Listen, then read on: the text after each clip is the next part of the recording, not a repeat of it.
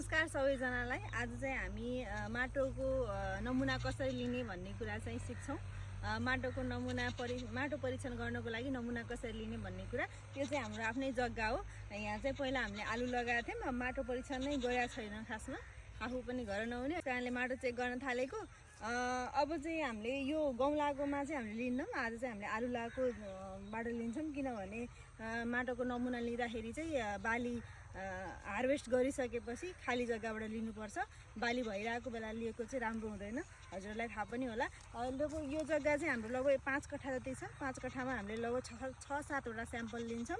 यदि तपाईँहरूलाई पनि माटो परीक्षण गर्नु छ भने लगभग 1 हेक्टरमा चाहिँ 8 देखि 10 वटा स्याम्पल लिनु होला, अथवा 30 कट्ठामा चाहिँ 8 देखि 10 वटा स्याम्पल लिन सक्नुहुन्छ। स्याम्पल चाहिँ एकै ठाउँबाट लिने होइन, स्याम्पल चाहिँ ठाउँ-ठाउँबाट लिनुपर्छ। एल सेपमा यसरी अथवा छड्के गराएर डब्लु सेपमा पनि तपाईँहरूले स्याम्पल ठाउँ-ठाउँबाट नमुना लिन सक्नुहुन्छ। त्यसरी चाहिँ नमुना सङ्कलन गर्ने।